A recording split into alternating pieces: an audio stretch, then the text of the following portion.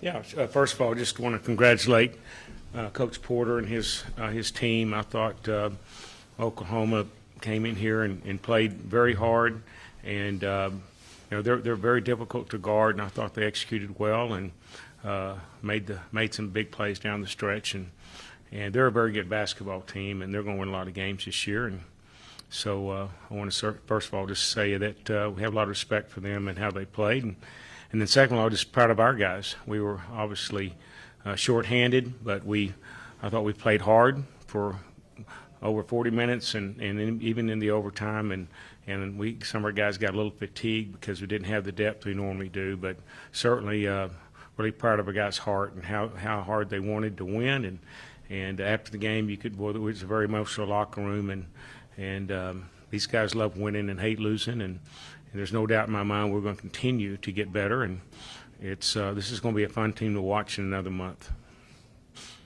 Mark, speaking to that shorthandedness, I guess how difficult was it to get sub rotations, and just what were you trying to do in terms of keeping Kevin, if you could at all, fresh? But it seemed like he played every minute. It was because we were really shorthanded at the 4 and the 5 spot. Kevin O'Banner had to play a lot of minutes and didn't have one of his best nights offensively, but played really hard defensively and showed us a lot of leadership, and so. The three-point shot wasn't falling for us, 2 for 18, and I think that was the biggest difference in the game when they shot 9 of 27. So, but you have one of your best three-point shooters out, and we certainly missed Pop tonight. But I thought the guys did a great job at trying to replace him the best way they could, along with our inside player with Daniel Baccio, and then KJ Allen was also out, so he gave us a lot of depth and experience the last 2 games, and so we needed those guys out there. Can you speak to what Davion was able to do? I know he took the last game really hard, but it seemed like he bounced back like he was wanting to. Yeah, I mean Davion came out. Oklahoma was his alma mater, and so he was a guy that was really hungry to play against the Sooners, and I thought he played extremely well, much better in the second half, but played hard the whole game, and he had one of his best offensive nights. So thank goodness he had a great performance.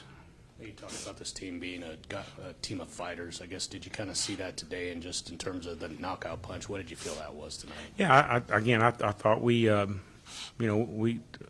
a great job early in that first 5-6 minutes, got off to a nice lead, and then they caught back up, which good teams do, and then got ahead, and then we came back.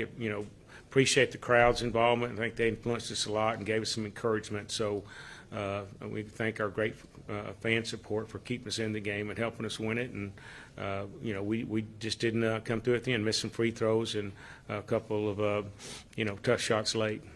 Last one for me, I guess. What was KJ's injury, or I guess what kept him out? Because I know he warmed up, and then I guess he was trying to go. He's got just a leg injury. It's minor, but it's going to take a while, and I don't know if he'll be ready for Iowa State, but not sure if any of those 3 will be ready for Iowa State. So we may be taking the same group up to Ames, Iowa, but that's the case. We're ready to fight, and we'll go to war with those guys, and I know we'll play well. Coach, you lacking depth at the 4 and 5. What did you think of Robert Jennings' performance tonight? Yeah, I thought Rob did really well. Again, he got a little bit fatigued, and then had some leg spasms there and some cramps, and couldn't play as much the second half. But I thought he fought and did really well. Made a big 3 for us, and we really needed him second half, especially with since Kevin O'Banner had to play the whole game practically. On that last play, was it a broken play? What did OU do there? Well, they switched out on us. Looking that again, we probably should. They were just guarding the 3-point line. There was enough time on the clock. If we had to do over again, we probably would have just driven the ball and taken the 2, and then got a foul, and then maybe with 5 seconds we could have gone for another shot. So, but they did a really good job of guarding the 3-point line. You just mentioned it right there, how they defended the 3-point line tonight. Just throughout the entire game, what do you think that they were able to do to kind of close out from you guys beyond the arc? Well, they've got a great game plan.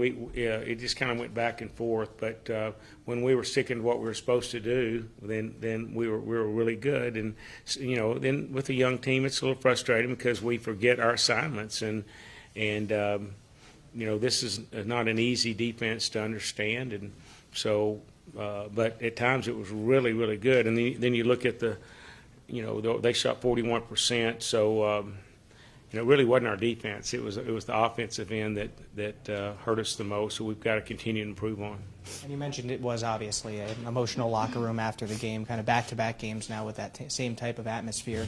How do you keep these guys going after these two tough losses back-to-back? Well, it's a marathon. It's not a sprint. And we've got long, long ways to go. And there have been a lot of situations where teams have started off in the same situation we are, and then have gone on and done great things. The most important thing, we stay positive, stay in the present, and keep getting better, knowing that down the road and have some faith in each other, we're going to be really good. And I feel that way.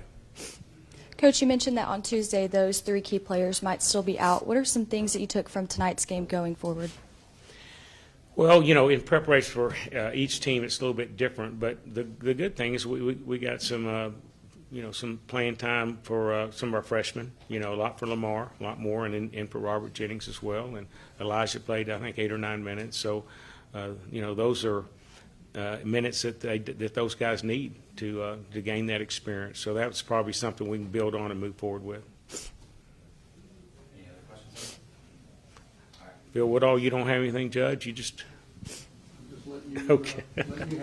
I appreciate it. Thank y'all so much. It's tough loss. Thank y'all. God bless you. Appreciate it.